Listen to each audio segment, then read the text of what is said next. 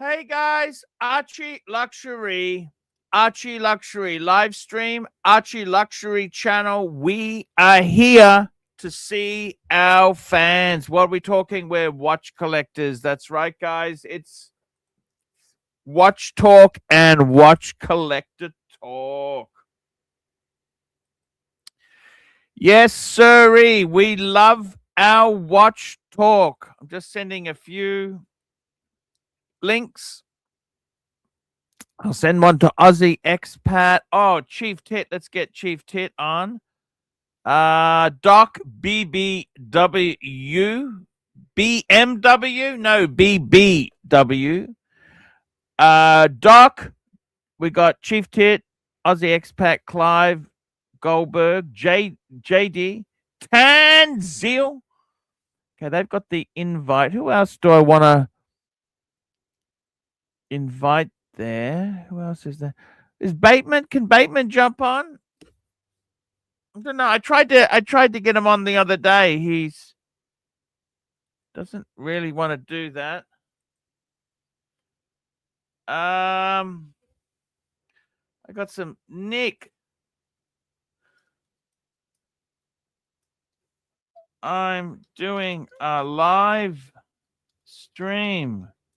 Perhaps, here we go. Perhaps you want to join us. Watch talk. I sent him. That's to. Got some new talent. What about Bateman? What's happened to the Bateman? Na na na na na na na na na na na na na Bateman. Come on, Bateman. Come on, my friend. Jump on. We miss you. Come back. Come back and restart your career. We love you, and I always pay. Time to restart. Time to restart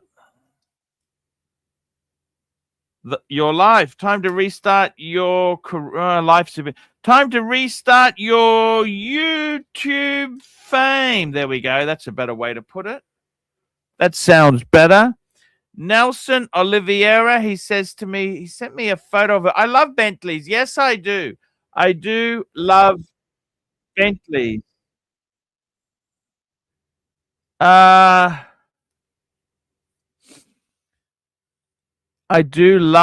love a good Bent. I love a fancy motor. I love a fancy motor car. I do. I've just been sent a link. Let's have a look at this. Let's just see what it is. We'll just have a look. Let's have a look. Have a look. Okay, let's have a look. I don't even know who this is, but it's some boxer. Boxer. Let's have a look and see what happens here. Newly released footage of Vince McMahon swerving through traffic while driving as you do.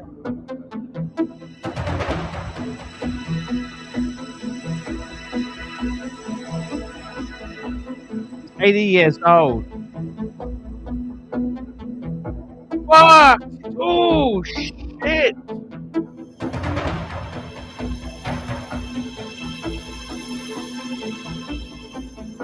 Fuck! That wasn't cool.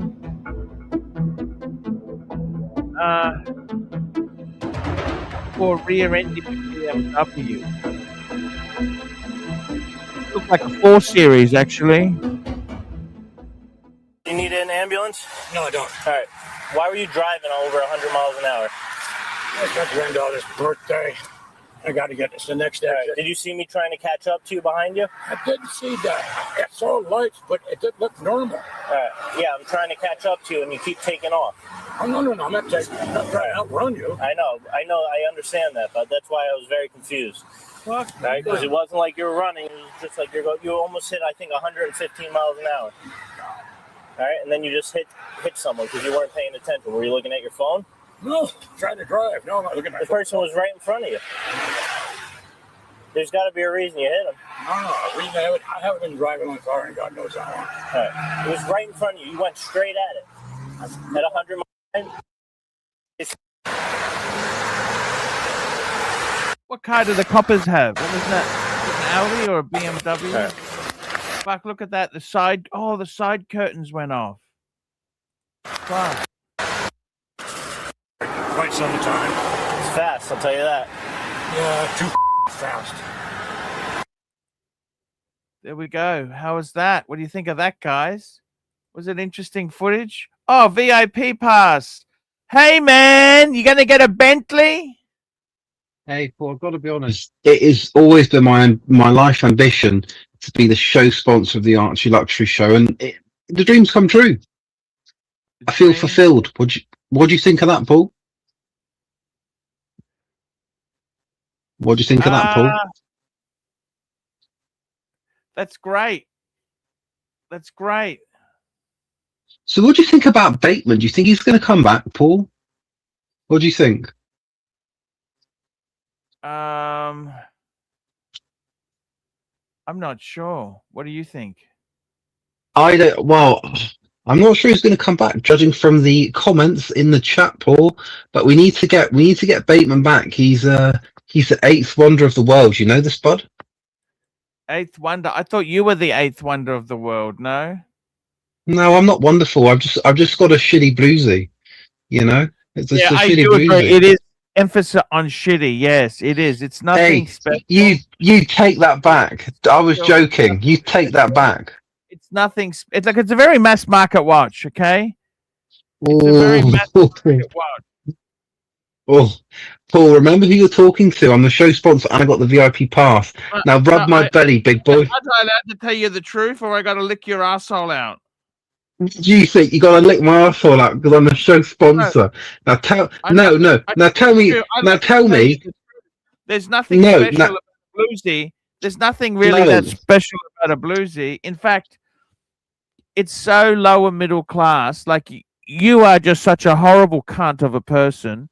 To keep going on and on about it takes any attraction I had for it. No, come on, Paul, lick my ass. Come on, Paul, lick it. Completely away. You just take any fun or joy that I had with that watch. No, come on, don't tell me the truth. Just Paul, don't tell me the truth. Just lick my arsehole. Come on, lick my arsehole like you lick Zane's arsehole. Come on, Paul. I never licked Zane's ass. I haven't had him on the show for years. I was on the phone to him the other day. I was on the phone to him the other day. I don't even know who the hell you are talking about. You go on about this guy. Who's that? Paul, he said your Breguet was fake. Who's that photo there? Who's that photo? I don't know. You tell me, Paul. You tell me. Who's you that? must know. That is. I don't know. You tell me. Why don't you put your own photo up, fuckface? I'm the show sponsor, and I'm the VIP. You remember that, Paul? Remember that, big boy? I don't give a fuck. Nelson said I'm allowed to be as cunty as I like to you. Well, yeah, but you can't kick me because I'm the show sponsor, big boy, and I got the VIP pass. I can do whatever the fuck I like. Watch out now. Whatever the fuck I feel like, Nelson. Look at this. We can fuck with him. So anyhow, talk to me. See, the thing is, you go on and on about how great this watch is. It is a great watch. Bluesy is a Rolex. It's beautiful. But I call this watch here the Prince Andrew watch because it's for dickheads like you. Like you. Why do you think I'm a dickhead? Why do you think I'm a dickhead? You just up yourself so much. It's crazy. Well, I'm a young, successful Rolex-wearing man. Why would I not be up myself? It's so unsexy to say. I don't want you to be sexy. Listen to me. It's so uncool to say you're cool. You're just cool. It's the ultimate in being uncool is to tell everybody how cool you are. You're not cool. It just makes you a dickhead. Do you understand that? It doesn't make you cool. Well, Paul, I'm sorry you feel insecure around me and my success in life. it makes you a dickhead. It doesn't make you cool to tell Paul, everybody. I've been headhunted. I've been listen, Stop. Paul. We're changing issues. We're jumping issues. Okay. It makes you a dickhead. Do you understand? There's nothing sexy or cool about telling everybody how great you are. No, well, I think, yeah. So You understand it's not cool. You understand it's not cool. Yeah, I understand, Paul. But let me say something. Do you I understand? But let me I've just ask said you a that. question. I understand. Do you understand this? Yes, yes. So also, Paul, I've been headhunted to work in a nuclear power station. Wow. And I'm going to be wearing the bluesy there. I hope it's not radioactive. What do you think of that, Paul? Do you remember what it was like to have a job? Do you remember that? When, you know, to actually have a proper job? Do you remember that, Paul? Do you remember that? Do you remember that, Paul, when you had a proper job, when you had a job and, you know, you went to work and you had a proper job? Do you remember that, Paul, when you had a proper job and you had a proper... He's just nuts, that guy. What a cunt.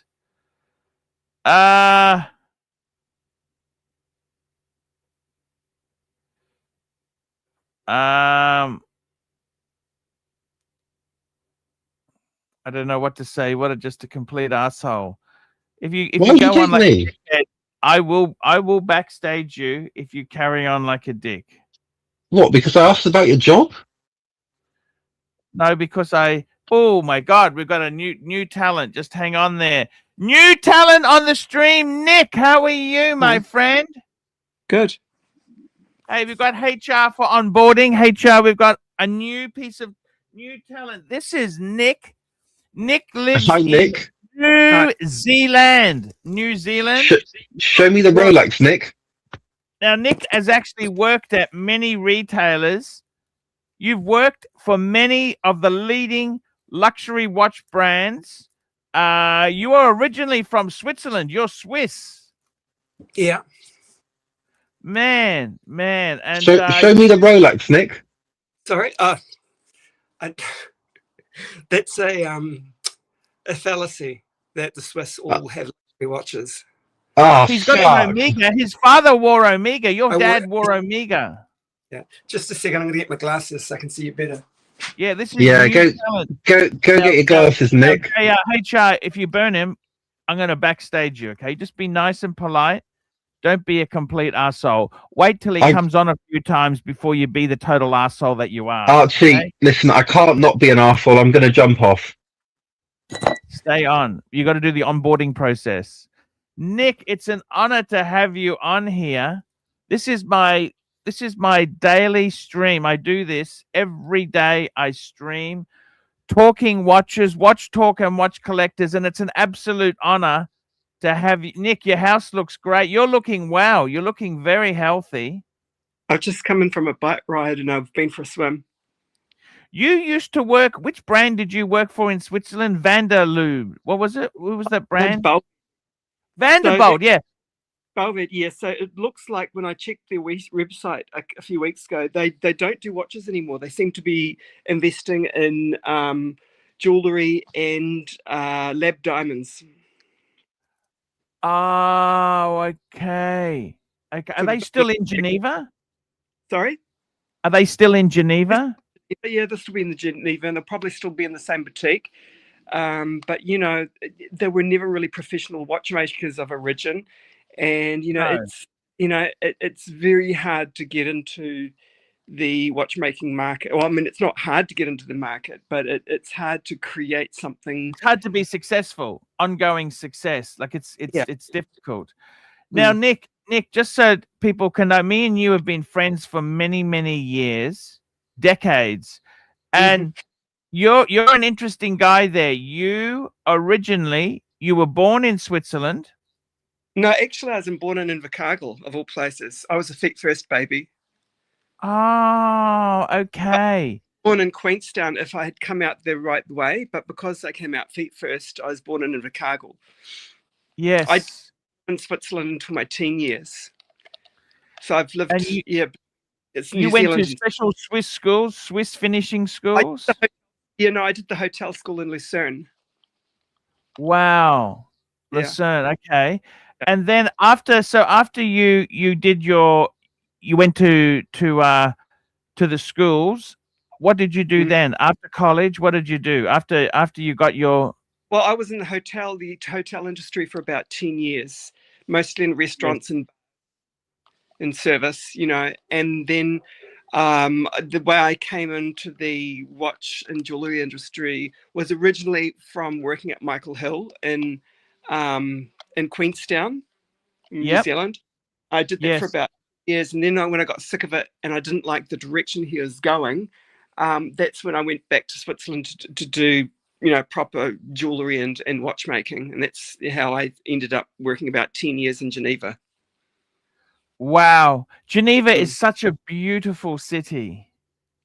It is, but it's become really crowded now. I think it's amazing. From the 20 years ago when I was last there, the population of Switzerland was about 5 million. Now it's nearly 10 million. And in August, we're doing a vote whether they will cap the population at or try and keep it under 10 million. And it's quite controversial that they're wanting to do that. So you the have government a lot of French come over there, don't they? Over the border to Geneva, yeah, because you're really surrounded by France. Yeah, there's quite a lot of French in the French-speaking areas, yeah. We got a super chat from Hurritan, $7. Super sticker. Thank you, Hurritan, for your support. I appreciate every dollar that I support it. Thank you so much there, Hurritan. Nick, you then, what age did you start? Did you get your first job in the jewelry and watch industry? What age was I? Yes. I think about 28. And your first job in the watch and jewelry was with Michael Hill. Oh, Michael Hill. Michael and Hill then was you very didn't like the direction that they were taking, so you went back to Switzerland and you got a job with originally with Bali shoes. And Bali shoes. How did you find them? They're amazing shoes. I liked it. I quite liked it, but I only did it for 6 months because it wasn't really my passion, and I They're couldn't really take. Huh? They're expensive. Yeah, they're expensive, but they're good quality, rule of thumb. But they were going a different direction as well because they were bought out by an American company, and they were closing factories left, right, and centre. And but the reason I left them is because I got the job at Buchera in Zermatt afterwards. Oh, you worked at Buchera? Worked at Buchera for the Christmas period, but that kind of didn't work out for me. So then I went back to Geneva and went to work for, before Van der Belvedere, worked for Elie Chatila, which is really high-end, extreme high-end jewellery.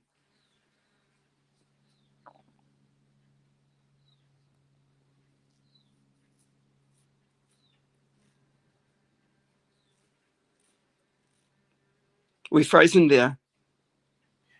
Sorry about that there. Sometimes the internet plays up there. What watches did you enjoy selling at Buchera? Well, they sold quite a lot. These were different times. This was in when was it? Was it the turn of the century, 1999? And back in the day, they were selling a few Rolex watches just about every day. And Rolex bought them out, didn't they? Yeah, Rolex bought them out quite recently, a couple of years very ago. Quickly, we got the world's greatest dog trainer, Mark Goldberg, accomplished author. Nick, he is a and Rolex Archie. collector. Gentlemen. Fantastic guy to have on the stream. This is Nick. Breitling, Nick Breitling. It's a Breitling. Hello there, Nicholas. Breitling. It's not just Rolex. Sometimes it's Breitling. Now, Nick himself has worked at some of the biggest watch retailers in the world. He's got a career spanning decades. Nice. He was he's in New Zealand now. Nick, you used to like Auckland or Christchurch? Yeah, good question. Christchurch. Of course you are. Auckland is. He's more civilized than Auckland.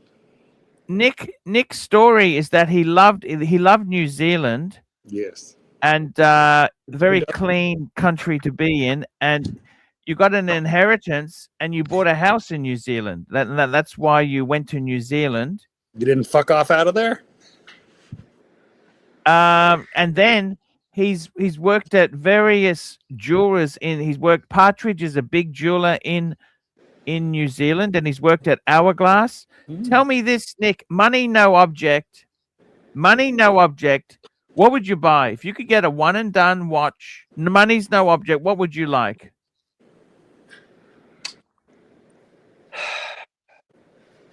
There are two answers to that question. Yes. I would get a Sky Moon Tourbillon just to resell. You get a what? Sorry. A Sky Moon Tourbillon. Yes. A Yeah. Sky Moon Paddock. What brand? The Sky Mint? Sky Moon Tourbillon. Sky Paddock. Moon. Okay. Or just, I think that No, it's a one and done, and you can never sell it.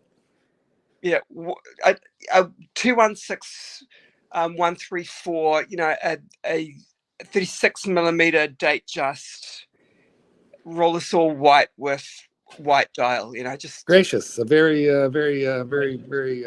What, Marky, simple do you one. have your Marky, our friend, the dog trainer, he's done well. He's actually got a solid gold Submariner. Do have. He's got an extensive Rolex collection. Nick, I've only got one Rolex now, Nick. Times have been a little bit tough, and I've got this here. This is my one and done Rolex Explorer 2. This is the 42 mil. This is the it's got the newer clasp, which it's not so much the size I like, it's the clasp, the improvement on the 6-digit clasp. And I love the white dial. I must confess, I really like that. Goes so beautifully. White shirt, it just pops. And Nick, watch collecting for me, I had a number of beautiful watches. Unfortunately, due to financial reasons, I have had to sell a lot off. And, you know, Nick, I don't ever just, you know, I like to be honest with the audience and punters there and tell you the truth. If sometimes it's good money, sometimes it's lousy, sometimes it's very tough. The entertainment industry is tough, and I recently got rid of my bluesy. I had a two-tone Submariner. I got rid of it for financial reasons. I needed to, actually, I tell you one thing, I had to pay for that trip to Geneva. I actually went to Geneva last year. Amazing trip, but very expensive. Geneva is an expensive place to go to. Little Mr. boy Goldberg, Blue, he needed the money. I needed the money. So to me, I actually want to scale back. I'd like to have the Rolex. I would like to have my Speedmaster Omega. I love Omega. That'd be it. Two. I think those two would be enough. I'd like to get rid of my Pam, Nick. The Pam is unsellable. The Pam is unsellable. Well, what's Nick's opinion? What's Nick's opinion of Panerai? Nick, are you a Paneristi? Not a Paneristi, but there'll be a Panerai wanker out there that will love it, I'm sure. And well, it's actually very, very hard indeed to get rid of Pam. I will be totally honest with you. Frank and honest. The other thing is I've got a Zenith open heart. 42 mil open heart. I really would like to sell it because speaking of sludge, I want the money, Marky. I want the money. It's the what money? There's no money in it. It's the poor man's tourbillon. Yep, I'd like to get rid of it, but I sold one of my Breguets there. I sold one of my Breguets. You did. You got lucky. Admittedly, I've sold it on terms. He's put 1,000 down, and he's got it was either that. Or have no deal, you know. It was what is it? What is this, like layaway? He's paying you $500 a week. How's it work? It's a long story. Anyhow, where's the watch? That's all I want. I've got the watch. Okay. So you've sold it ish. It's ish. No, my this is not the Explorer that I met Terry Stern. It was a 40 mil, which I sold. No, I'm referring to the Breguet is sold with, Sorry, no, I was just answering a comment in the chat there. I see. Nick is a great guy. Nick worked for Rolex dealers. You can tell us some secrets. How do you get like a Pepsi? How do you have? I mean, how did you find working in these Fellatio. stores? It's easy. Get a Pepsi fellatio. Isn't that right, Nick? How did you Fellatio. handle people saying? How did you find working in a store where you can't sell the product to the customer? The two ways I looked at it. The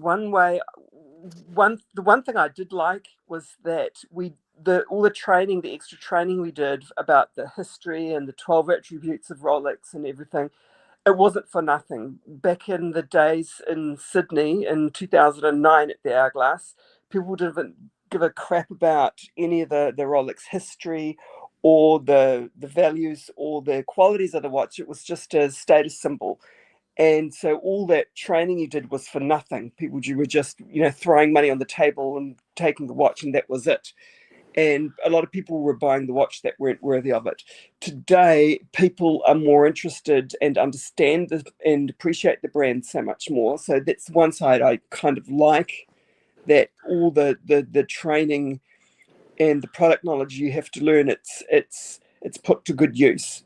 And then on the other side, the second thing is I actually, you get really tired of it. What I can tell you, being an asshole will not get you the watch. Shouting and demanding and stamping your foot will not get you the watch. How about bringing in donuts for the staff? Would that? Will not get you the watch. What will get you the watch more is buying other garbage. Yep, supporting basic rule of thumb. That is basically what it is, and attaching a personal story to the watch that you really want. For example, if you're genuinely a diver, you are more worthy of that Submariner than someone who just wants it to wear with a suit. Or, if you have a family member that has a connection to Sir Edmund Hillary, then your chances of getting that Explorer is a little bit higher, maybe. Sir Edmund Hillary was add an emotional story to it, and when you revisit the boutique, just keep those stories going.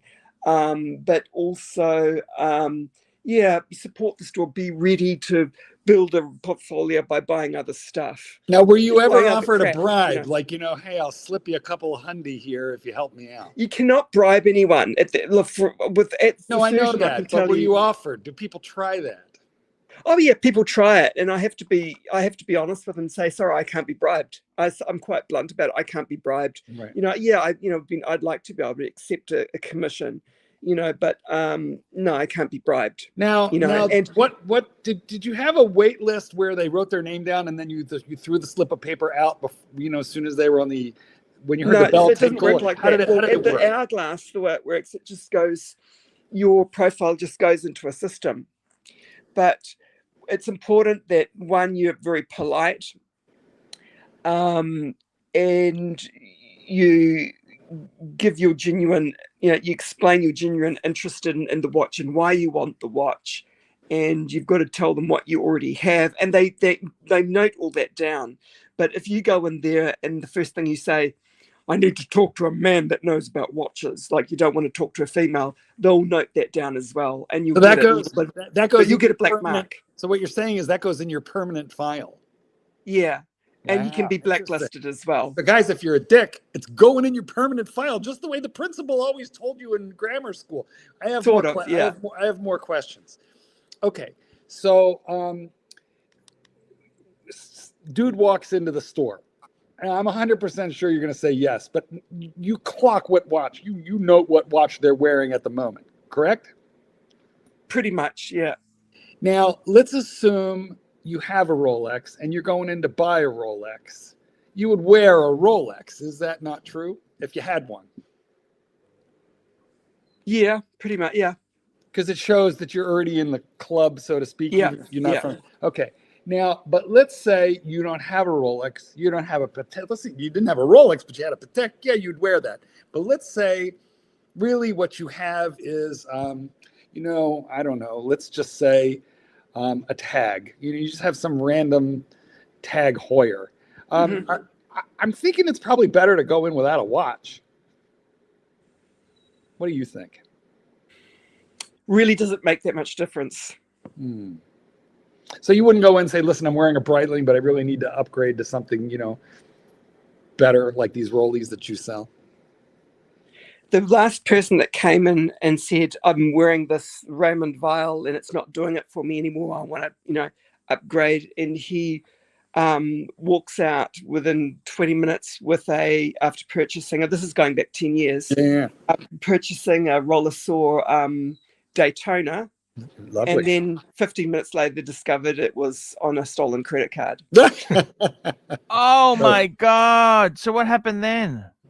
Oh, well, it was the assistant. I knew from the moment he walked in. I just knew. I could just smell he was dodgy. I knew you were trouble when you walked in through the door. The moment he walked in, and I just knew he was trouble.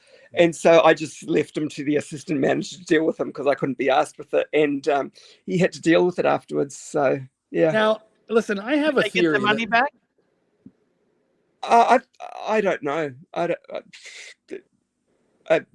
know. It wasn't really my problem. I didn't get involved with it. Yeah. Now, I have a theory that some of the wealthiest people in the world are the most casual, carefree dressers. Depends if it's new money or old money. Well, there you have it.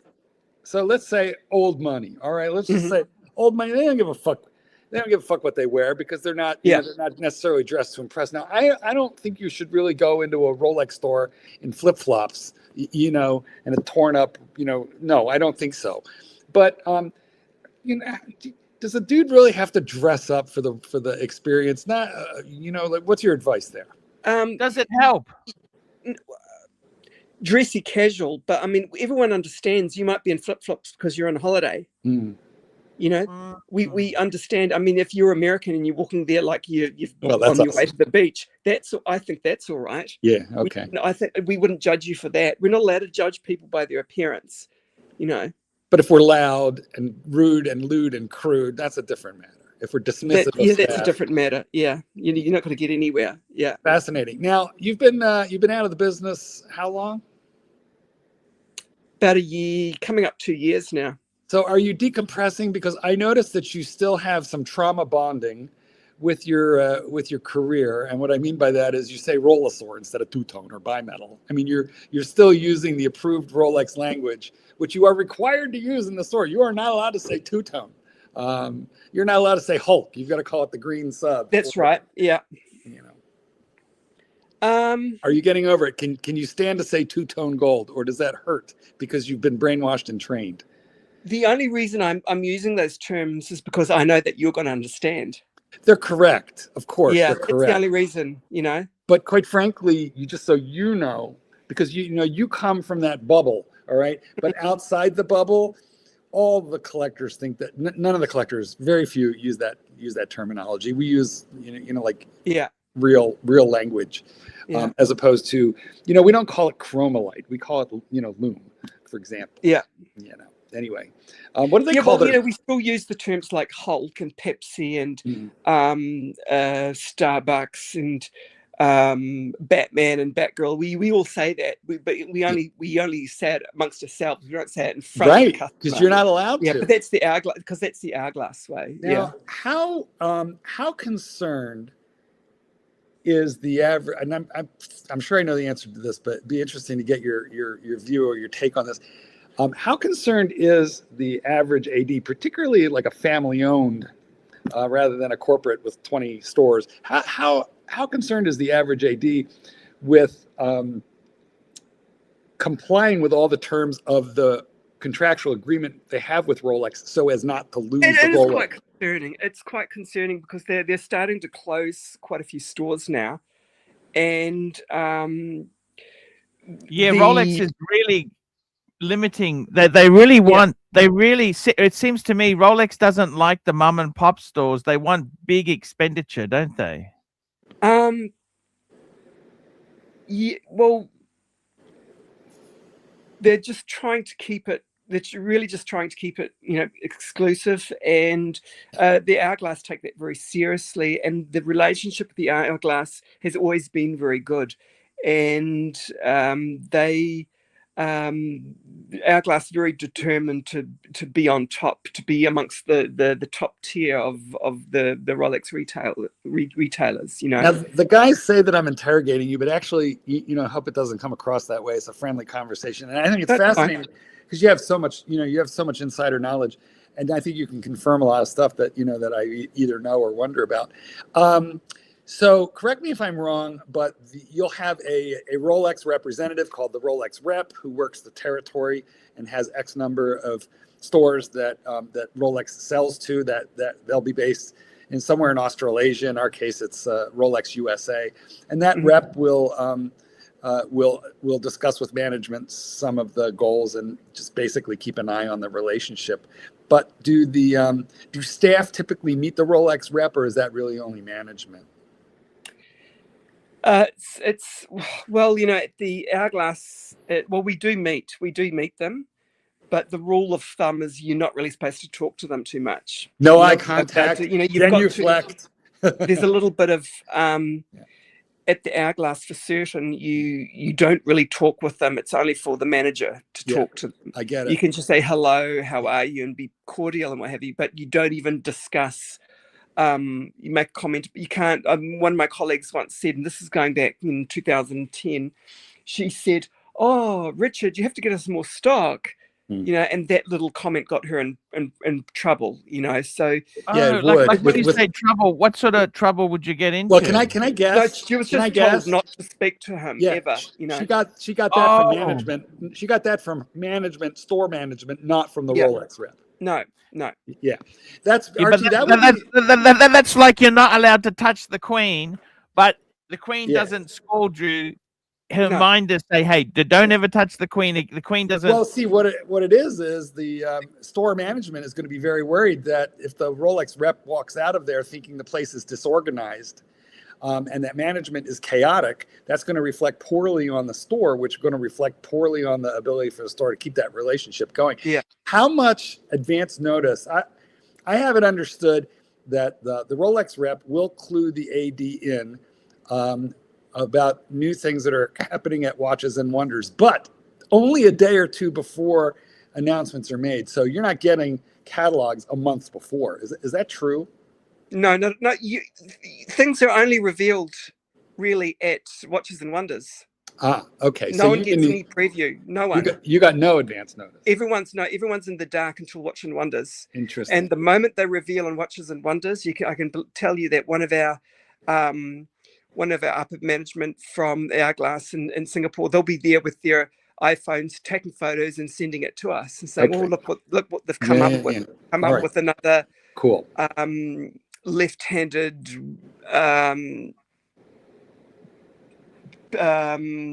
GMT, but a Pepsi this time or whatever. It's That's terrific. Listen, here's the reason I'm asking, because I think you can confirm a thing. I can't tell you the number of Rolex guys or the guys in the Archieverse here, for example, who say, "Well, I know the Pepsi is going to be discontinued because my AD told me." They're telling us this recently. The AD knows crap. We can we can try and it's a little game to. We sometimes discuss a little bit, what do you think they're going to come up with this year? Right. And they say, I think they're going to come up with this in a different color. I think they're going to do this one in a bigger size. And do they actually do it? Maybe, maybe not. One year we thought that we're going to bring out a 42 mil Daytona, but it didn't happen. We just suspected. So you got at the AD, you're basically like us. You're just exactly. And we observe we observe how a lot of brands follow certain trends, and that's Rolex is no exception to that. Yeah, fascinating. Yeah. Tell me this, Nick. Sorry. Yeah, no, go ahead. Chime in there. Nick, what's the hardest to get Rolex? The Panda? Definitely the Panda. Really? Yeah. Harder than Pepsi? Still the Panda. I feel good about that. I had one. Would anybody be able to get a Pepsi or a Panda if they just walk in first-time buyer, or that's definitely not going to happen? Never in a million years. Yeah, I see. I think it's a thing. Listen, okay, here's another good question. You don't have a Rolex. You want a Rolex, and you want steel sports of some kind, or steel watch of some kind, okay? So you don't want a Rolex or, two-tone. You don't want a precious metal piece. What's the right starting point? Explorer 1, OP41, and not a real hot color? Like, what do you go in there to sort of break the ice and get a watch and make a relationship where you're not going to be waiting years? What would you ask for? I think one that they'll sell to you once they've screened you a little bit and interviewed you a little bit. I think one that you might be able to get is the Explorer 36 in bitone. You might be able to get that. The shitty watch. That's like a punishment watch. I know. Yeah. I mean, it's a great. It's not a shitty watch. It's a wonderful watch. It's just a little unloved. It's just a crazy idea. That one you might be able to get, and maybe an all steel Lady Datejust. Tits. How are you, Chief Tit?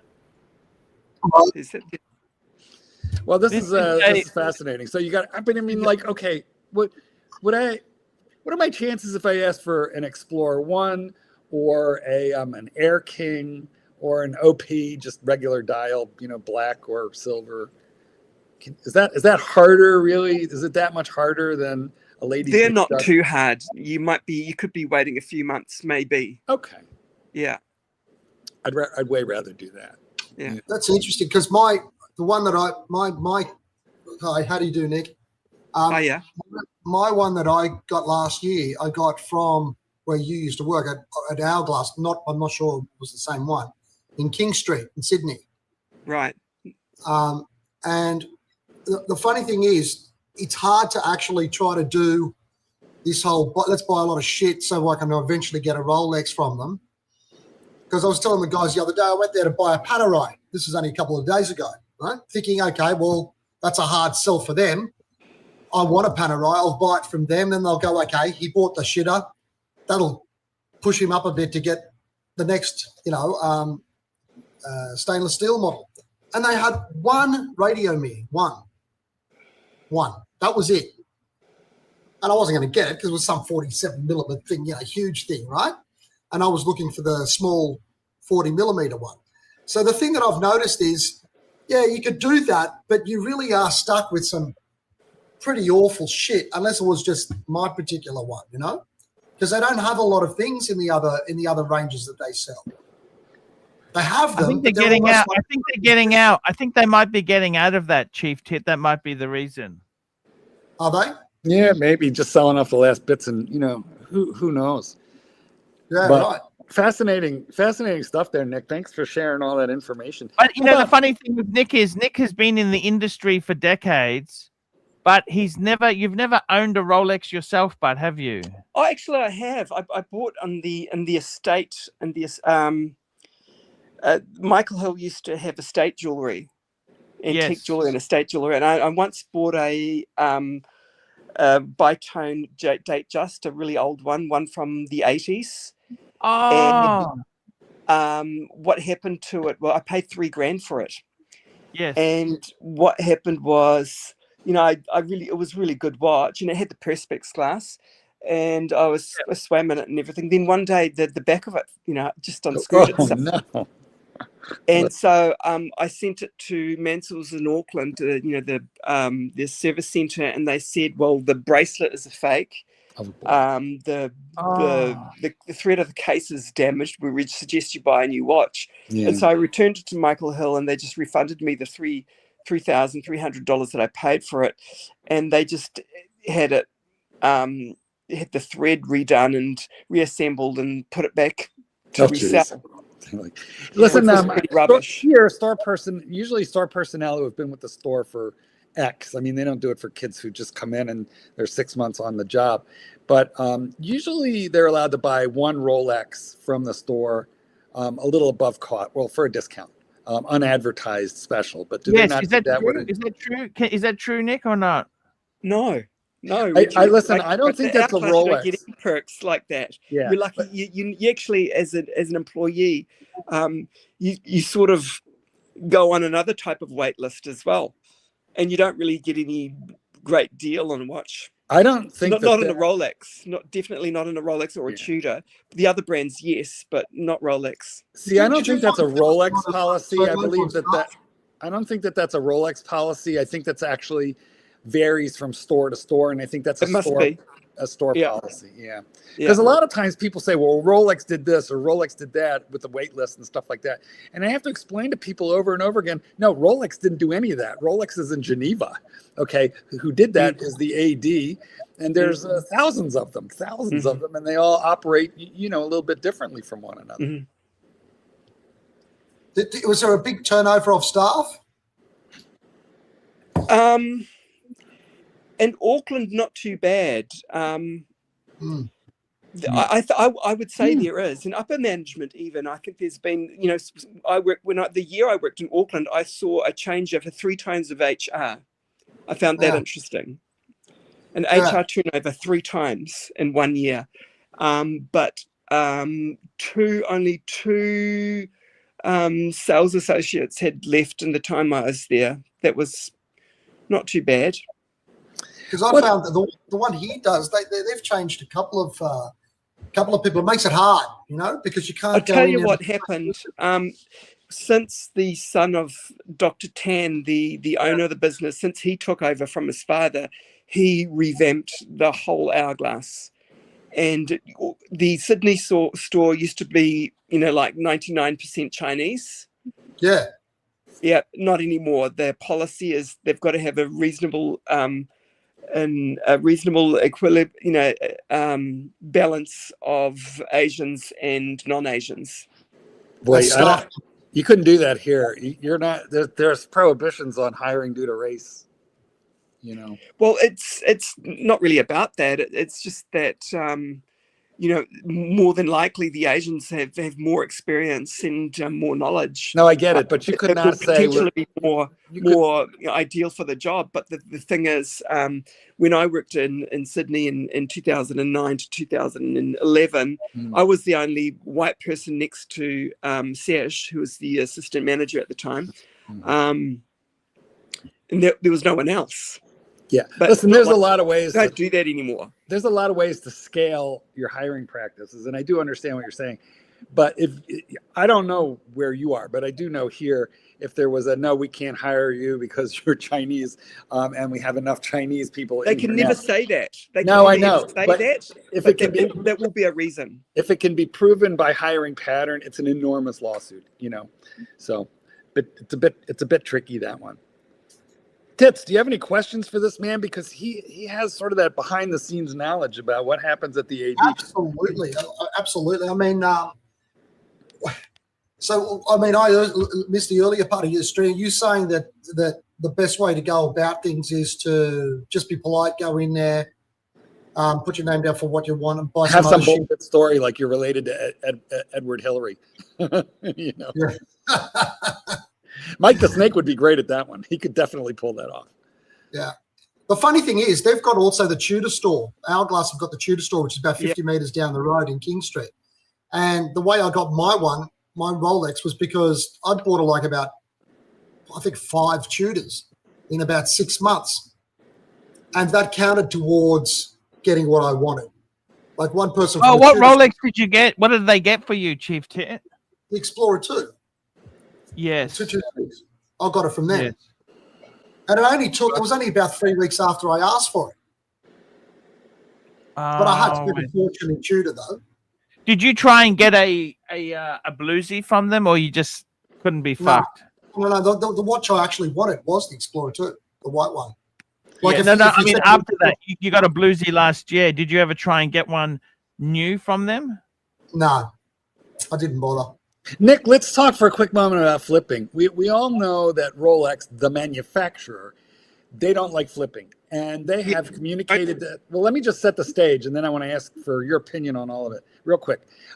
We believe that Rolex in Geneva doesn't like flipping. They've instructed their reps around the world to instruct their ADs to watch out for and stop flipping. Yeah. First, is that true? And what do you do to combat it? To stop the flipping? Yeah. Like, when someone comes in there wanting a watch, a lot of the questions that we ask, the interview process, is to weed out if this person is a flipper or not. Right. Because the last thing that they want is that watch is purchased, and then 2 days later we see it on Trade Me or Now how would you whatever. how would you recognize that watch? Sorry, how do you recognize? How you said Well, the serial number. The serial number. Yeah. Well, I know, but I'd like him to answer. I agree about the serial number, but people aren't usually publishing the serial number of the watch. So you sell a watch.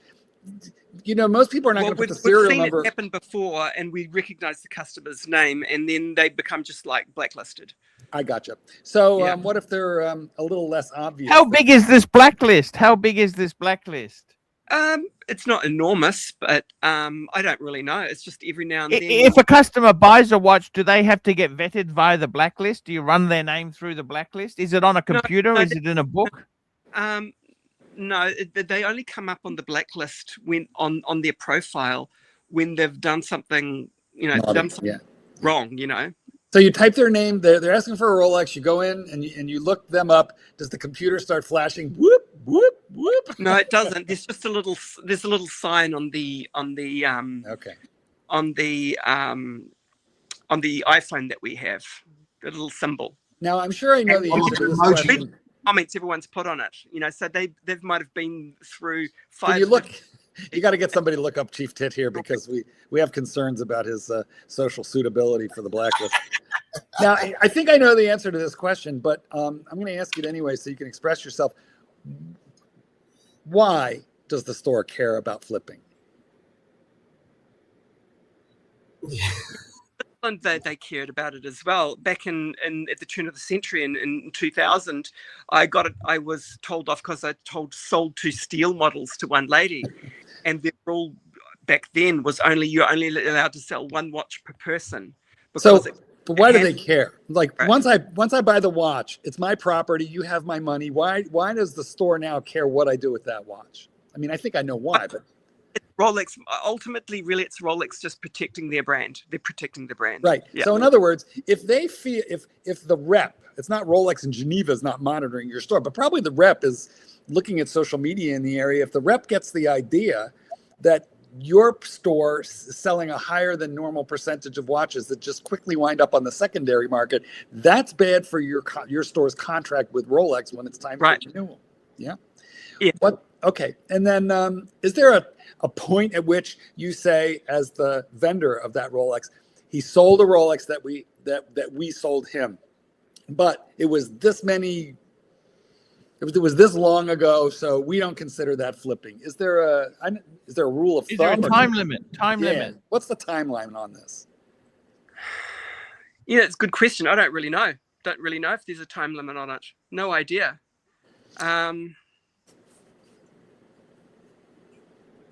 If there was a time limit, it would probably be a few years.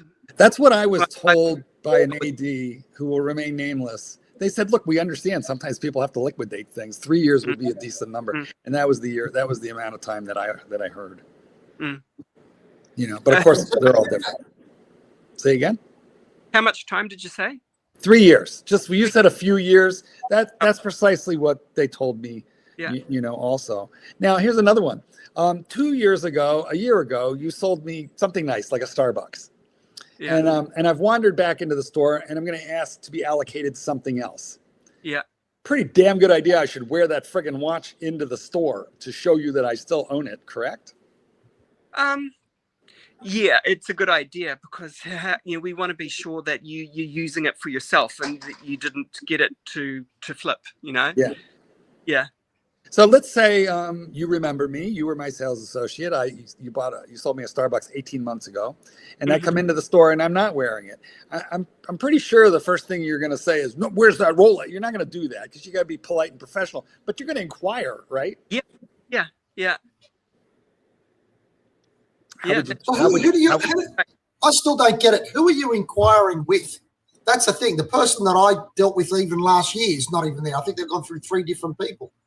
Who do you actually inquire with? I mean, I've turned up there multiple occasions and they're very dismissive and whatever. And I mean, you look a bit dodgy. Manager, do you just say, "Oh, this is my name. I've bought a watch from you before"? What's the methodology? Or they say, well, let me just register you again. And they just make a note again. They register you again in the profile, and then they make a little note that, you know, that you've been in another time asking about this watch. It's showing that you've still got the genuine interest in the watch. And when the watch does come available, then you might be allocated it. Oh, I see. So you should listen. Is there any way you can ask them and say, excuse me, could you tell me whether I'm on the blacklist? The blacklist? No. I'm sorry, sir. We have no idea what you mean. Yeah, no. Yeah, just listen. Can you ask them, excuse me, am I on the blacklist? Just Chief Tit, my 2 recommendations for you. Number 1, ask them to put you into the computer system as an individual interested and that you have purchased from them before X, Y, and Z. Number 1. Number 2, do not mention Archie Luxury. Do not. You got to go in there. Go in there in dark glasses and wearing a caftan. You know. Do you hear what they said, Arch? Now, I've wasted so much money on Krispy Kremes over the years. Shit. Yes. You say keep your Krispy Kremes. All right. Well, thank you, Nick. That was all really good and interesting stuff. Yeah, Krispy Kremes are not going to do it. No, you can't really. It's. I tell you what is appreciated is that when you do finally get allocated something, stick to the appointment, be on time, don't be late. You know, time is precious. The amount of times we had to stay a little bit longer because someone decided to come late, and it's just always so inconvenient when people don't stick to their allocated time. Just respect the salesperson's time. That's all I can say. And they would rather have that than the Krispy Kremes. You know, Nick, that's such an important point. And guys, I'll tell you, this is what I do on those occasions when I'm either allocated or watch, or even when I'm going to go into the store. I get a hold of my guy at the store. Let's say I'm allocated something. I got to go do a pickup. I always ask him, what is the most convenient day and time that you are the least busy that I can come do that? Because I'm not in a rush. You tell me what's best for you. And he always gives me a time when it's kind of like at lower ebb than me walking in when he's rushed. Number 1. Because he wants to spend the time with you as well. And he'll, And then the second thing is, if I'm going to go in there and shop, not that you can't pop in. If you do pop in, though, you have to just wave, get your face known, and let them know I don't expect you to spend time with me now. You guys look busy. You know, the opposite thing happened to me. I got stuffed around. They made an appointment for me on the Tuesday. They made 3 appointments, and for some reason there was a problem every time until I finally they said, "Okay, come in on the Friday," and I dropped everything to the extent that I was even in friggin' full uniform walking into the. I was in like he's to the shop. Chief Tits in the Army. Now. And it's like, God.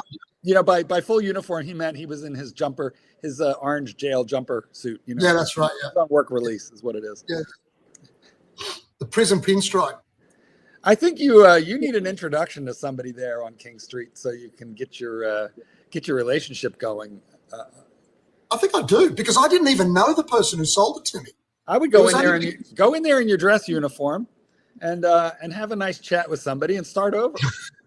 And it has to be put into you're serving your country. I don't think it's a bad tactic. Listen, every man and his dog walks in there wearing a suit or, a jumper or, Tell me this, Nick, are celebrities or famous people given preference for watches? They'd probably, maybe with, through management, maybe. I haven't experienced it. No. Did you have many famous New Zealanders come in there? Are there any? What's his name? Lawson, the F1 driver. He's got a I think he's got a Panda. I don't know where he got that one from. But don't really know. Didn't really encounter any celebrities. Yeah. Well, it is fascinating. It is fascinating stuff. It is a very delicate dance because there's less supply than there is demand. The ADs really have to kiss the ass very, very heavily of Rolex, and that makes them jumpy about who they sell to. One other thing, which is interesting food for thought, is what I notice is that the Swiss mentality and the Chinese mentality has a lot of similarities, you know. And the Swiss, I think you can bribe them a little bit, like, you know, recently, you know, when to avoid having Donald Trump doing those tariffs, Mrs. Kalasutter, they sent someone over to the Oval Office with a gold bar of Do a little ass kissing. francs to, you know, gift to Trump this gold bar, right?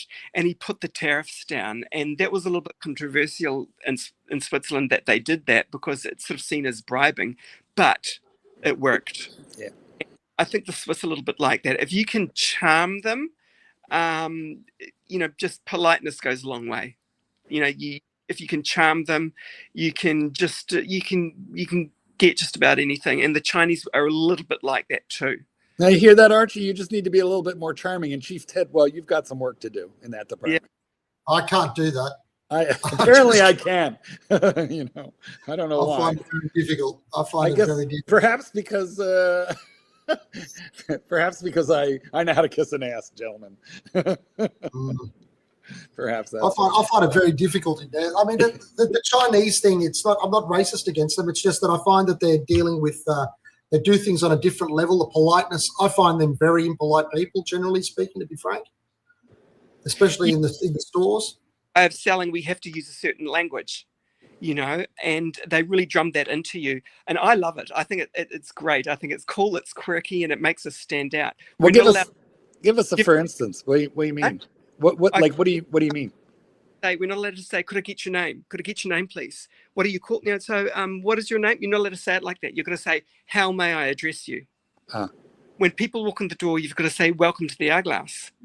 When you let them browse in a little bit, when you approach them, you have to say, now, if you require any assistance, please let me know. You've got to say it word for word like that. When you answer the phone, you've got to say, thank you for calling the Hourglass. You're speaking with Nick. How may I assist you? You've got to say it like that. Mm-hmm. They've got to learn all these terms. And part of the reason that was introduced was because not everyone has English as their mother tongue. And so they just try to make it very much like that. Now, if you can't adapt to that, you're not going to make it. You're not going to make it at the Hourglass. So that's the Swiss are very like that too. They like you to do things their way, you know, even if it sounds a bit tacky and outdated and impersonal to a point. Did you earn commissions for selling Rolex? Oh yeah, you get commissions. I can't tell you exactly, you know, what kind of commission, but it wasn't nothing great, you know. Yes, but I mean, it's salary plus commission on jewelry. Yeah, but it's great. You know, it's not a, you know, the people aren't desperate to sell to you for the commission. No one's desperate to sell for commission. Okay, and then I'm American. We don't have the Hourglass chain here. Is it strictly watches, or is it other forms, other jewelry as well? And it's strictly Australia, New Zealand, and Asia. So it's 6 countries. So it's Australia, New Zealand, Vietnam, Thailand, Japan, Singapore. And it's just, did you say it's just watches? It's exclusively watches. And is the commission the same? The commission percentage the same regardless of brand, or is it different on different brands? Each brand is quite individual. Understood. So some could be higher commission. Super chat. Super chat, Yankee Doodle, $2. Arch, how are you surviving? What is the plan? I tell you what, today is a dreadful day for super chats. Not surviving well at all. I was thinking of lopping off. Look, I'll be honest with you. If the shows aren't profitable, I'd probably reduce down to 4 or 5 days a week.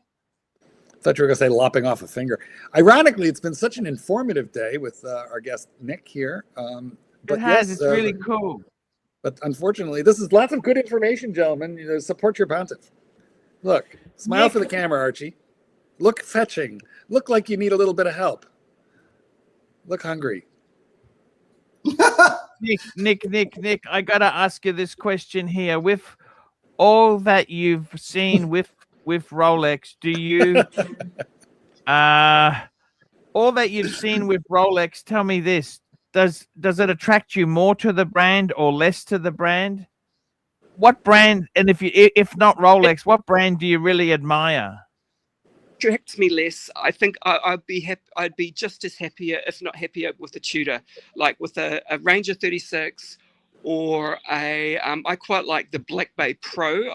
The only thing I think it's a bit bulky, but hey, I'm aware quite a bulky G-Shock, which I really like.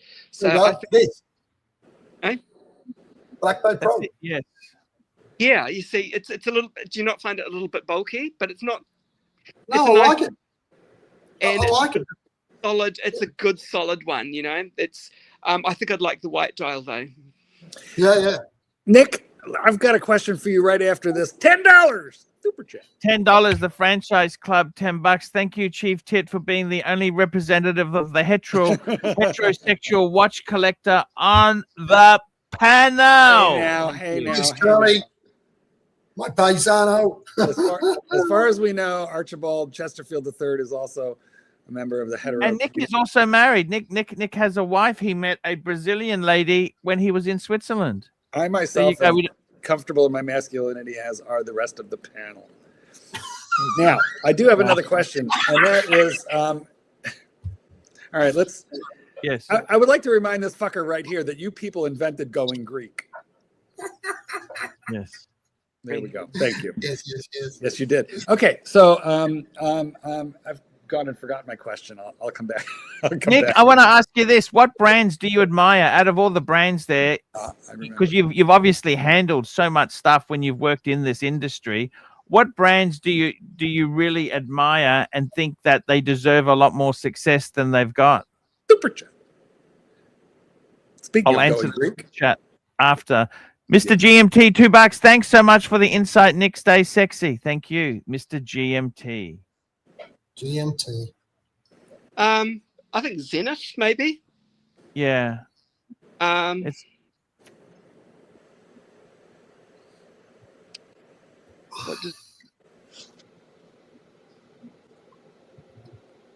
certainly Tudor. I think. I mean, Tudor's falling away from that poor man's Rolex thing that they used to have. They're falling away from that now, and then they're coming into their own, which is great.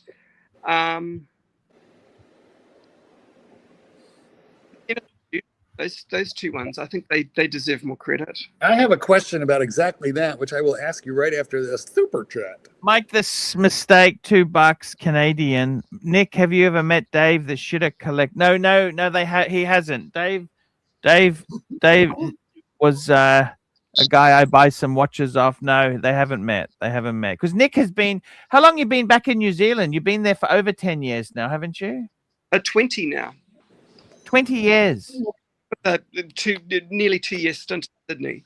Do you visit Sydney much yourself? No, I haven't. No, I haven't left the country in ages. I'm going up next month to get a new Swiss passport. Okay. Wow. Now, Nick, I do have a question, and you just alluded a little bit to it. So let me give you my theory, and then I definitely would like you to expand on it and give me your reaction. I think that Rolex has decided that they want to move up because they used to be, they were never an inexpensive watch, but if you go back 30 years, they were definitely not priced in the ultra luxury category. And so I think what they're trying to do is to move into Patek level pricing with half the actual horology, and then move Tudor up into where Rolex was. So is Rolex the new Tudor? I don't think so. I don't think that's going to happen. That's a wild idea. I don't know where you get that idea. What I would be inclined to think is they use Tudor to test the waters before they introduce anything really new with Rolex. That's the way I see it. You notice that a lot of Tudor models are very reminiscent of a Rolex, but with for example, the Black Bays with that Jubilee style bracelet. Well, they don't do that for any of the perpetuals, but they'll do it for Tudor. So they test the waters, with Tudor before they do anything new with Rolex. I think that's what they've secretly always done you to do. But what do you think about these price increases that Rolex have been having, which have moved them? Well, don't forget the price of gold's gone up, the price of silver's gone up. Yeah, but steel as well, I guess. Yeah. It's just like as a percentage of income, like Rolex, when I went in '87, when I went and bought my first Rolex, I could have bought a sub for like $1,000, maybe a little under even. Yeah. And I stupidly passed up cases of them. And also cases, well, I'm sure you remember because you've been around, cases and cases of Rollies. Pick the one you wanted. And if you wanted a Daytona, which nobody else wanted, you could get a freaking discount on the damn thing. Yeah. And I bought what everybody else wanted, which was the date or the date just, the two-tone. And that's what I bought because that was the thing back then. Yeah. But boy, has it all gotten so much more expensive as a percentage. So, Nick, can I ask you something about, I mean, you've explained the situation in the Southeast Asian Pacific area, right? But if, for example, you're in Switzerland and you live there, or even if you're a tourist there, is it the same whole, it's the same wait whole, list? yeah, exactly. Thing? Yeah. Same sort of waiting times too? Yeah, it will be exactly the same thing. It's interesting. Mm. You know, the funny thing is with Nick, he the salaries in retail are not great. They expect so much. You've got to have a certain image. You've got to have product knowledge. Why do you think the salaries are so low in retail? Because they're all assholes. I don't know. I don't know why that is. I mean, do you think on a salary in these luxury watch stores, the staff can actually afford the product, or they can't really afford the product? Yes, product, not really. They can't. Now, with Archie's level of product knowledge and his spotty, and his spotty employment history, and the fact that this live stream might in fact come to an end, but he's got deep level product knowledge. Do you see him working in a retail environment selling watches and luxury goods? I'm too old. Is there age and controversial? They don't. The Swiss don't want any controversies. They just want so corporate-y. See, Mark, I've already looked at this myself. The problem is, to get fame on YouTube, you need to be a little bit controversial. But the Swiss hate that. They want corporate. They want you to be a corporate shill. But if you're a corporate shill, nobody really wants to know you.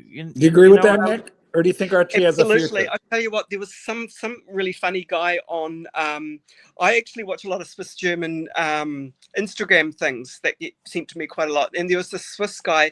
He was doing a brilliant imitation of Donald Trump, with the blonde wig and the red face and everything.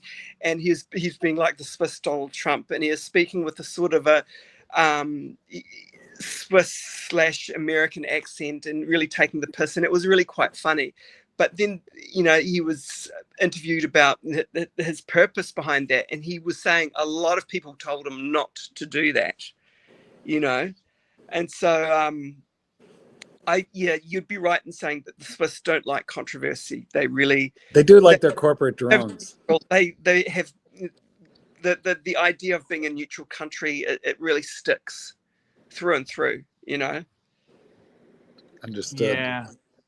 Is this an industry that you would recommend young people go into? Yeah, why not? But you might not. If it doesn't surprise me, like at the hourglass, it doesn't surprise me if you can't stick it out for more than say 2 years. 2 years is already very good, because there's a lot of pressure to perform, and three things. Basically, what it comes down to is three things at the hourglass. This is what I always say. If you're going to work for the hourglass, the three things you got to know is that, number one, it's a Singaporean-owned company, so things run a little bit differently. You've got to understand the mentality. Number two, they always want you to be very, very professional. So don't think that you can come in one day with your brown shoes instead of your black shoes. It's not going to go down. Don't think you'll ever get away without, not having your button done up or your tie done up properly and it looks a bit loose. No, you've got to tie your tie a certain way. They're very professional. And then the third thing you've got to realize is that you get criticized all the time. Don't take it personally. You've got to have a thick skin. A thick skin is what you need. You need professionalism, a thick skin, and understanding the culture. And, just that's how you... So basically you get criticized all the time, but never praised. Very Archie, little it's very praise. much. Listen, you do Archie, get a little bit of praise. You do get a bit of praise, but you've got to be able to take that with the criticism as well. Archie, I feel like it would be easier for you to do than dealing with Clyde on a live stream. I think you would find Working at the Hourglass, much easier It's than our Bell. This is our troublemaker, Nick. Sorry, And oops. he Not says allowed to there, forget. Nick, Mark, I think Nick might be gayer than you. let's leave Nick Nick's alone. not. Nick is we- married. Okay. We like Nick and we want him back on this panel. And Nick, you got to understand. I don't really care for the people much at the Hourglass. At the Tudor shop, We they're could good, tell. but at the main one, I think they're a bit dicky, to tell you the honest truth. Because you go in there, there's never anybody in there. There must be probably 15 people in the Sydney store working in there, and there's no one in there. And yet, it's like the customer gets the idea that it's a big deal that they're even getting off their chair to go and show you something, even though they've got nothing better to do. So Now, I'm not sure. I mean, everybody's talking about the poor. Hold on. Hold on, Mark. The poor worker there. You know, the poor things are in retail. They don't get paid enough. But I'm sorry, I reckon they're not worth even what they're fucking getting paid. Well, that's let's dig into the why. Let's dig into the why. You want to know what they're doing, though. If there's no one there serving you when you go in, they're probably all frantically looking up their customers on their phone. I can tell you that everyone's trying to, they're all working on their relationships. That's bringing the customer in for their next allocation. So also, is there some sort of a deal where if you interact with X number of customers and you don't sell them, you're going to be reprimanded, which might make them afraid to go talk to people? That never happens because you never have anything to sell hardly. I see. So in other words, I'm trying to get at. What are you talking about? I mean, they're working on what? They've got nothing to sell anyway. Yeah, exactly. So what the fuck are they doing all day? Yeah. So why does Chief Tit feel like unloved when he walks into the store? For the next allocation. Well, fucking allocations. There's no watches to allocate. That's my point. But the allocation has to arrive. Well, that brings to mind. That does bring to mind. Sounds fucking ridiculous to me. Have you ever been to a McDonald's and you see the kids out the back and they're flipping burgers, they're doing things a million miles an hour, right? There's probably the same amount of people working in that McDonald's as there is in the stupid AD, and they're still doing nothing. He's so mad. Well, this does bring a good question. Nick, honestly, what Chief Tit is saying is not unique to where you worked. Okay, I hear that from most Americans about most Rolex ADs. So I guess it's true. It brings up the question of why does the average collector who walks into an AD and as a walk-in feel so unloved? Do they know that, and do they care? We got a super chat. Let me catch up here. We got Jay Fearful, €2.50. What sales and YouTuber criticism is comparable? Thank you. And we got with Rufus, $5. I think Nick is actually Bateman without the voice disguise. That was another Kiwi guy who used to come on our streams. And SR Bell, $2. Nick, out of a scale of 8 to 10, how gay are you? You're not gay, Nick. Nick is heterosexual, aren't you, Nick? Yeah, of course I would. I mean, maybe if the kid would let me. And the answer is, it depends. Depends on the essay. And then the sales associate, not the. Oh, okay. What is that loud hissing noise? Is that you, JD? You got very noisy crickets there, JD. What are those? Those are insects. It's better now. It's better. And all of a sudden, it got better. So, just a final question to Nick: why is it that so many punters hate the AD because they feel very unloved? And I don't personally have that opinion, but because I walk into an AD, usually they know me at this point. But so many people have that exact same irritation that Chief Tit does. Very, very common. Why do you think that is? Shit. Are you serious? It's hard for the sales associate as well. It's really hard for us. Do you think we enjoy selling or trying to sell things that we don't have, that we can, only, there's this allocation, but it's been allocated to someone else. And it's hard, We don't like having to, be assholes, but we don't have any choice, I got it. I got to tell you the way it is, right? I got to tell you the way it is. At the moment, you can go online in Sydney and there's half a dozen secondhand watch stores that sell the 2025 and 2026 watches that Rolex don't have. They've got them for sale brand new, unpacked. Yeah. For twice the money. So how the fuck does that happen? And how do you expect people to go into these stores and say, mate, he's angry. He's so angry. watch. I want to buy the watch. And they're being assholes to you too. I'm sorry, they're a pack of pricks. Imagine you're behind a counter. Imagine you're behind a counter, Tit, and you're stuck there. Okay, you're not allowed to leave, and you have to be professional. And a punter like you walks in and is abusing the staff. This I is why don't abuse anybody. But they need to have at least the empathy to understand. Say, yeah, it's dreadful. I understand where you're the coming problem from. is they do ridiculous. it over. They do it. I understand it like a normal person because it's the truth. You know what? Nobody's going in there getting the shits for nothing. How nice are you to the recruits? It's like the army. Shit rolls downhill, buddy, and you're at the bottom of the pile. I got to go kiss somebody's ass and pay them 20 grand as well. Get fucked. No, but listen. You remember how you almost didn't buy a bluesy because you didn't like how you were treated at the used bluesy That's store? exactly right. And I'll do it again. I'm going to ask you something. You get one of the people that work in Hourglass to get their 20 grand out and go to a shop to buy anything, a Rolex or anything else, and guess what? They're not going to be wanted to be treated like shit either. Yeah. Listen, I don't mean to defend, the whole retail environment. You are. Well, you fucking are. Well, okay, I'm going to just put it like this. Prick. Everything that you have said, you can just turn it around. And if you're the guy working there, because I've been at the AD long enough to hear the phone ring 50 times in an hour. No, sir, I'm so sorry that we don't have a Panda, here for you to look. In other words, the number of phone calls, the number of emails are intense. So they spend most of their day having to say, I'm sorry. And I'm sure it gets irritating after a point. I'm sure it does. Fucking boo-hoo. And people want the hot stuff. They don't come in asking for the stuff that they can actually get. People walk in and I want a bluesy. I want the hot shit. I want the stuff that that I can. People don't talk like that.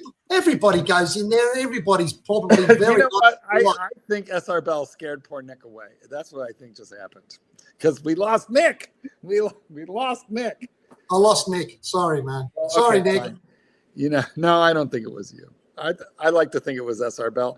And quite frankly, I think SR Bell would like to think the same. He's not going to answer that. It's not true. And here we have Doc BBX Super Chat. Super Chat, Archie. We go Doc BBX, $2. Thank God I love vintage Rolex far more than modern.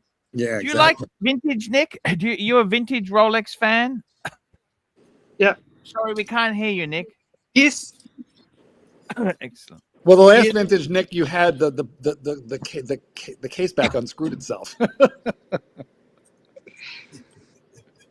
Look, I to tell you the honest truth, I prefer the vintage ones. I like vintage a lot better, especially with their sports models. But now Archie scared the shit out of me because he told me that if I go to buy that fucking Pepsi, I don't know what I'm buying. And it could be a Franken watch. Could be Franken. Could be molested. You ruined it for me, Archie. You ruined it for me. Hey, Nick, do people come into the store asking the associates to authenticate watches that they have bought elsewhere, like eBay or Fleabay or Gumtree? Let me think. Sometimes, yeah, but we don't actually do that. We're not allowed to actually authenticate. But I can give an opinion, but it's a very like an unbiased opinion. Like I'm never going to swear by it, but I teach a few people. Well, can you see the laser in the crystal? But people ask, right? That sort of thing, But people do come in asking, huh? Sometimes, yeah. Not very often. But what I want you guys to realize, people will naturally assume that, we've got a whole pile of watches in the safe. We don't have. Yeah. Might be about 5 things in the safe, and they're more than likely already allocated. So don't think that we've got a pile of watches. I think that could vary from AD to AD. Yeah, but sounds like you're ones, and they will eventually become the allocated ones when the next allocation comes. That it truly is like that. We're not making up stories that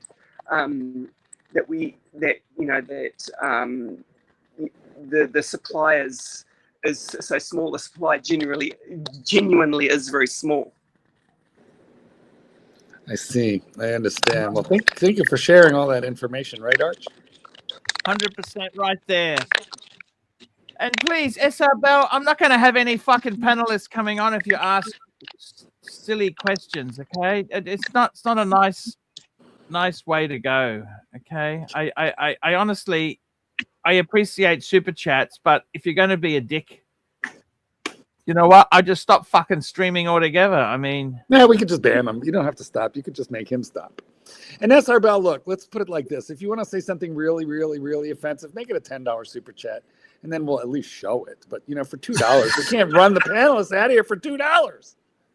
Just can't do it. JD, where are you out today? You know, I just Well, you got a very thick skin.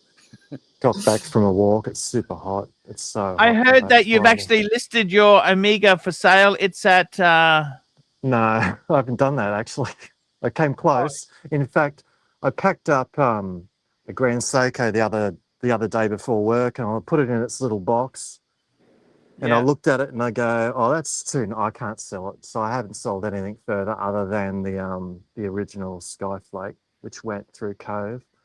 But I was going to sell this one, the other Grand Have a Seiko look. High Beat, but I couldn't do it. You're not going to sell that one. Little box. You're not going to sell the blue one. Do it. And that's the now. And now, JD, when you're done showing that, I have a one quick there. question I like. for you. oh, Can't sell that. Super Fuck. man. Spring I drive. kept it. I Can't can't tell. hear Or anybody, maybe- so I probably dropped out again. But anyway, quick hello. Enjoying the show. Now, Yeah, JD, I have a dog quick act. question for you. Fuck, he's gone. oh. Well, all right. Super chat. Super chat. Phoenician Cedar, $5. I've never heard the word allocation being used so much as today. Thanks, Nick, for the info. Well, it is. That's what they call it, an allocation. You know, that is.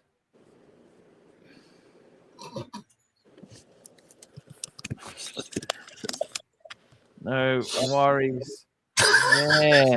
Doc, for fuck's sake, stop trying to give SR Bell, you know, an assist there. We're not fair game. Well, you know, maybe a little. But Doc is advising SR Bell to lay off Nick, but lay into the rest of us.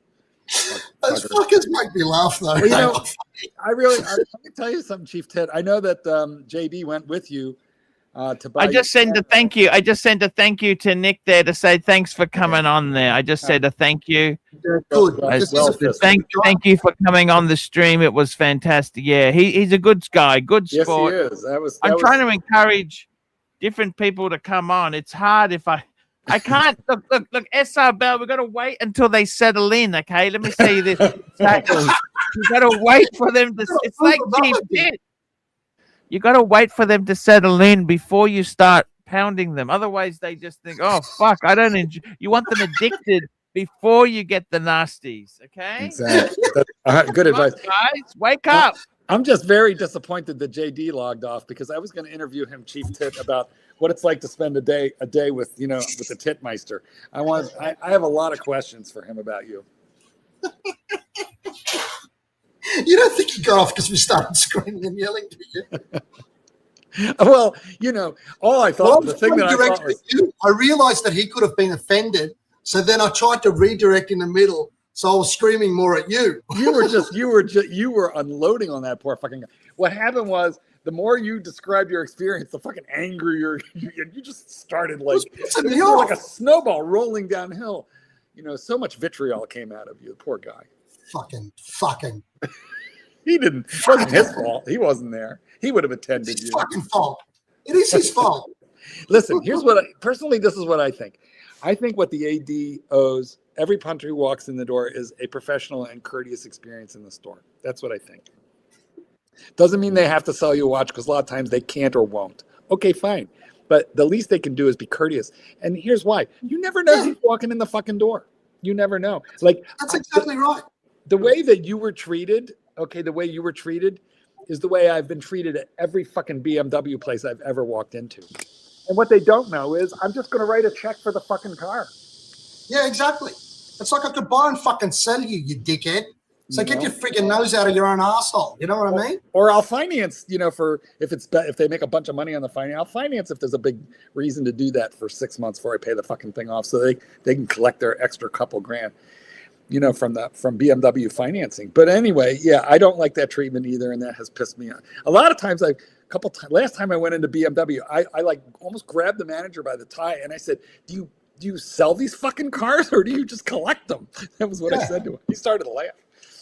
It's friggin' ridiculous. I find that really annoying, actually, and really stupid, because they have no idea who the fuck they're dealing with. They don't know.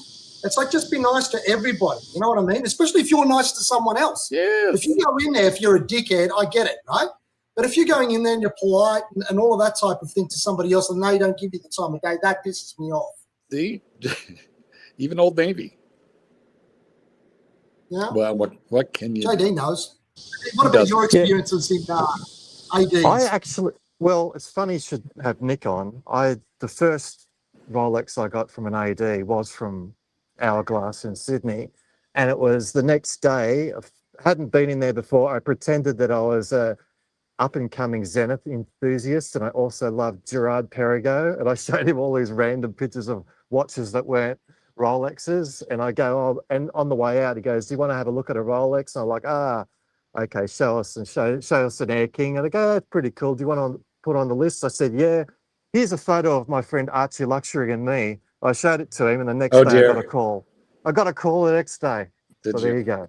Yeah. You're kidding. There you go. Hey, look at that. That's a fantastic story, JD. Now, JD, what's it like walking into a retail environment with the Titmeister? Is it a little horrifying? You know, is he bossy with the staff? Is he sloppy when he eats lunch? It's only when he's bleeding out of the side of his head, but outside of that, he's pretty good. He's a pretty good guy. He's an all right bloke?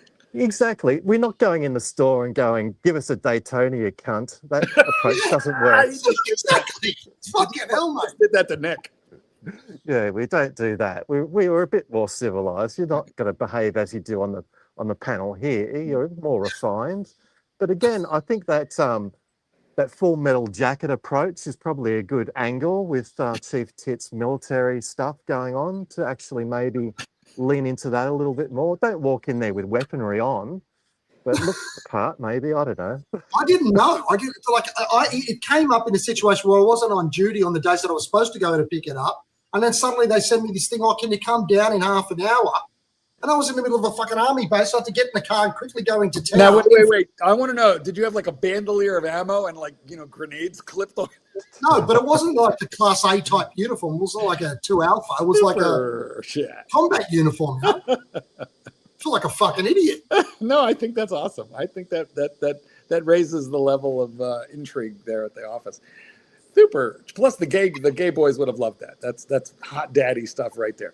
And as we know, there's plenty of gayness in retail. Archie, what'd you do with that super? What happened to it? It's ridiculous. Okay, I want to. I didn't even notice it. Yeah, it's ridiculous. I want to know what it said now. I can't even. It's gone. Yeah, I want to know what it said too.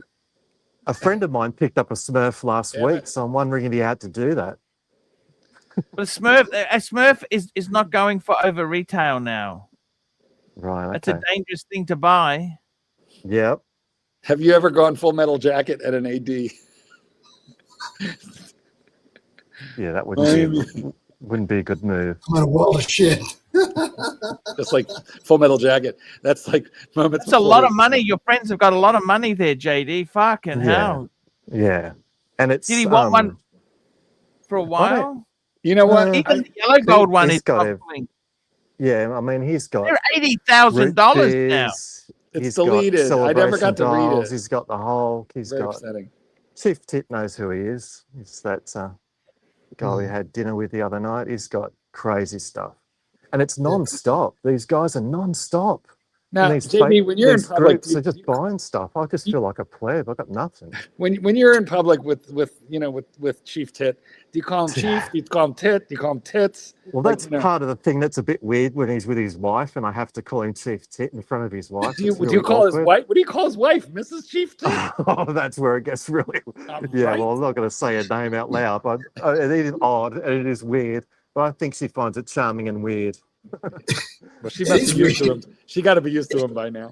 Yeah, it is weird because he doesn't call me by my first name, so like generally in public. So once or twice, I think it was JD. We were in a shop somewhere, and JD says he called me Chief or Tit or Chief Tit. Yeah, but that's like that's part of the whole not wanting to dox somebody, but it carries off in real world life. But yeah, it's pretty weird. I haven't thought about it. You've asked Luckily, this I've one got a so many normal times, name. SR Bell. You got to up your game. This is a recycle. This is a recycle. I had to look. You know what? I had to look that term up though. I didn't even know what a blumpkin was. I had to look it up. Yeah. I think you should have changed it to Dirty Sanchez. Oh, awful. JD, do you know what a Dirty Sanchez is? It's something to do with the top lip, isn't it? Yeah. Yeah. I don't know if he's gonna. You don't want to read that, do you, Archie? No. Hello? I didn't think so. No. Yeah, that's again beyond that sort us. of banter. You can't use that sort of banter at an AD. Just for advice for the guys out there, it's probably not a good idea. Not a good But idea. you guys don't think that Nick got off because it got a bit heated, do you? No, his phone. He texted me his phone battery was dying, but he had a great time. He said, because that's sort of the thing that's the sort of thing that Edith said as well. Remember Edith? And then she just never came back. I don't know what a rusty. I don't. Do you know what? I am very sweet and innocent. I don't know what a rusty trombone is. Archibald SR Bell is complaining that he wants you to read his super chats. I don't know what you got to say. They're going to be reasonable, SR Bell. I mean, come on. We've got to be careful. Otherwise, we're going to have no panelists. This one was for you. This was not for a panelist. This was. For I don't want to involve sponsors. Sponsors cannot be involved. They sponsor the program. Now, I have a question. When you reject a comment which contains a super chat, yeah, do you still get the super chat? I think so. I got no way of proving it one way or the other. Okay, that's fucked up. That's hysterical. I don't know what to tell you. Strategic ambiguity. Okay, well, look, I'm just gonna ask you on SR Bell's behalf. Would you give one of our sponsors a Blumpkin for a Le Mans? No. A Dirty Sanchez? A Rusty Trombone? Rusty Trombone, Dirty Sanchez, no. I never even heard of these terms before. I don't know what's somebody tell me funny how you know them all, Goldberg. You know them all. Because they're putting them in the fucking comments. Guys, somebody put in YouTube friendly language.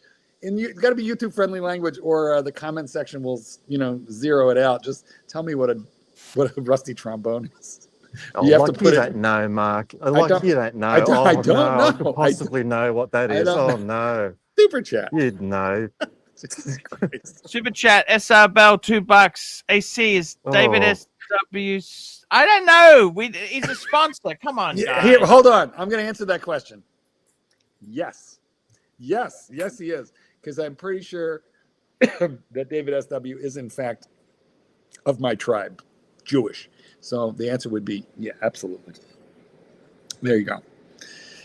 Go to the Urban Dictionary. Yeah, I know. I'm trying not to go to the Urban Dictionary. I'm trying to get you fuckers to figure out how to say it. What do you mean? He is the Urban fucking Dictionary, pretending he doesn't know this shit. But You know it all by heart. Hey, You invented it. what's going on? Yeah, sure. God damn it. He knew I was going to do that.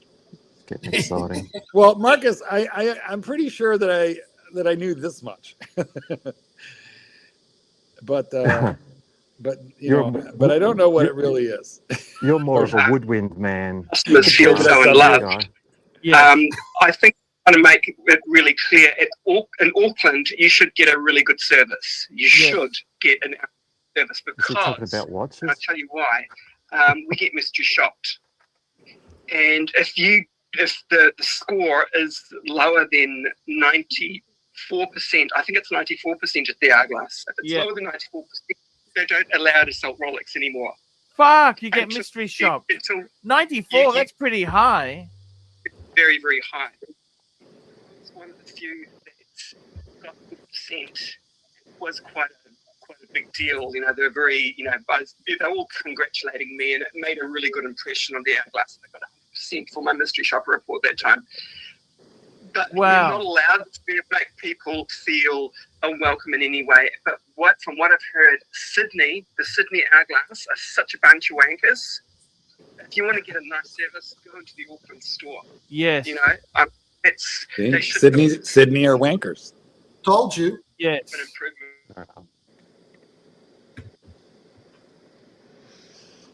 I'm actually gotten to the point where if I want a Rolex, I go to the Tudor store and get the guy there. He's a lovely guy, Tim. Great guy, right? You can sit here and have a chat about diving, about whatever. Does he know Just what a like- rusty? Would you give him a rusty trombone for a Panda? No, I wouldn't give him a you filthy fucking out. Get down and give me another 50. Well, what is a rusty trombone? Purge your puffiness. Get down and give me 50 and purge the puffiness now. I'm going to lay down and give you 50 I'm only. going to beat it out of you. You Only if you filthy lay down animal. first. I'm not sure I could give you. I'm not sure I could give you 5. Okay. I'm reduced to girl push-ups. I do actually, try to do calisthenic stuff, but I'm to the point in my life where I'm doing girl push-ups. But however, I am qualified to join. I'm almost qualified to join the Australian Air Force, except for, I'm 12 years too old. But I meet the physical fitness requirements. You know what? Quite seriously, the thing is, the guys at the Tudor store are very nice guys. Like, you can sit down and have a chat. They know how to have a discussion about general shit. Nick, I was just talking to Nick there. He just wanted to get across that the reason he said they are actually mystery shopped by Rolex. He said so they have to be nice to everybody and answer the questions. If you don't get a very high score, you're not able to sell Rolex in the store. So, Chief tip: this is information you can use. You need to study on how to appear as though you are actually a mystery shopper. Like, go in with a notebook and a pencil and take fucking notes while you're with a little Swiss flag on my fucking my notebook. Wear a lapel pin. Yeah, that'll do it. You're carrying a cuckoo clock. Have a cuckoo clock under your arm. And a chocolate bar. Swiss for sure. And a Toblerone. bar of gold. Toblerone on and some Jewish gold teeth. Super chats. Crown and case $5. Problem at the AD. Too many people chasing stainless models constantly. They can't tell who is serious quickly, but are better relatively once they know you. Yeah, I think that's fair. If they still work there. I think that's fair. It can be quite challenging to break through. It really can. The Swiss wall. That's right. Marcus Manduka's eating the top. I am not now, nor have I ever abused animals in any way, shape, or form. Yes, and SR Bell for $2, you got to be joking, man. You got to be joking. We're trying to steer the show into more watch stuff and more, a little bit more. I don't think he did miss it. And it's hard to steer the ship if people just want to be silly. It's I don't mind a bit of a joke in that there, but it's not a silly place at all. Okay, we're trying Archie, to get it more on track. Archie, is this what you've come to? Remember when you had that moment where you were like, "Is this what I've come to?" I can't remember what pushed you over the edge that day. What was it? Do you remember? When you're like, "I can't believe I'm doing this for a living." What happened? What was it? Yeah, that's right, Mark. Yeah, but something pushed you over the edge, and I don't remember what it was that day. Yes, you do. It was cocktail. I don't. hour. I wish I did. I would. Yeah, I don't know. I just kind of, I like a bit of fun in that, but sometimes it just goes a bit deep, Oh, no, that's right. Thank you. The guys are reminding me. Yeah, it was that. That's what. Thank you, Mike. Yeah, that's what it was. Now, I mean, SR Bell, that was your brainchild right there, and so I can't answer for Archie. I think Archie got to answer that for himself. It's a juice worth the squeeze, man. $2 at a time. It's funny. It all adds up. $2 here, $2 the squeeze. That's right. Archie, are you frozen? No. He's torn. He's torn. No, he's not. He's not paying attention. He's doing something else. He's internally torn. He's twisted. You're like one of those sales associates that pisses off the tits because you're not paying attention. Sure, you can stop paying it. It's fine. You can. We have an answer. I kind of. What can I do? It's just, you know what? Super Hey, we chat. got Doc joining us. Timepiece Esquire, $5. Remember when AC3 used to have a decent panel of watch enthusiasts? AC3 putting the whole in horology since 2020. Happy Saturday, Fatso. Missed you. Aw. Thanks for the $5. There we go. I would love to bring the Tingler back, but he won't. He will Is that not. Doc? Who's that? He only likes super chatting. It's true. That is true talk. Hey, Doc, should I call him? Should I just put him on speaker and call him and see if he'll pick up? Like he won't realize. He won't care. All right, let's try it. Let's do it. And, you know, just to honor our super chat. But if he's listening right now, he'll be like, Unless he's gambling right now, then he'll be pissed off. Right. Or drinking. He is a bit of a degenerate. All right, let's see what happens. JD, aren't you fucking steaming hot out there, man? God damn it. Yeah, it's nasty. I'm gonna go It's home. crazy out there. It's got to be 40 degrees. I won't even go out the backyard. It's fucking terrible. Yeah, So you guys still not paranoid? Are you still dwelling on picking up some sort of a Rolex from the AD, or have we moved on the cars yet? I could care less. See you, Doc. Lovely to chat. I'm gonna go home. Take it easy, JD. See you, Mark. Much love. All right, now, Archie, if he answers, you got to say hello. See you, Arch. Bye-bye. Bye-bye. If he answers, I got to say what? You got to say hello. If he doesn't answer, you also should say hello. Yeah, you could leave him a voicemail if we get a beep. Your call has been forwarded to voicemail. The person you're trying to reach is not available. At the tone, please record your message. When you have finished recording, you may hang up. Okay, do it. Hey, it's Archie here. How you going? That's the whole message? Yeah, that's it. That's all. That's all. Now, how you been? Miss you, love you. Sorry I couldn't see you in Sydney for the coffee. From the answering machine. How you doing? That's it? That's all you got? You sure you want to add anything to that, or we're done here? No, that's it. We're done. Wow, that was emotional. Should we call Don Haynes next? You bet. No, he doesn't want to come on. Donnie doesn't want to come on. How about the rancher? We can call the rancher. Just use your mug for rancher. No, we're going to call him. Call the rancher on speakerphone.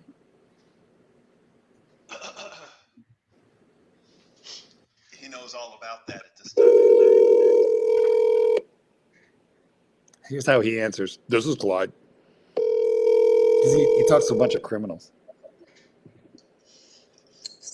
Hi, this is Clyde. I'm sorry I'm not available right now. You bastard, Leave you your are. name and your message. I'll get right back to you after the live stream is over. Thank you. Beep.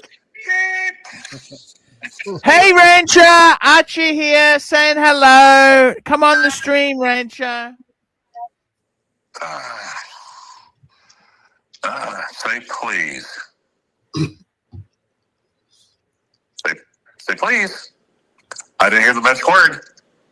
Police. Are you even listening, Archibald? Yeah. Say police. Please. All right. Are you saying Flynn, please? No, that was Archie. Okay.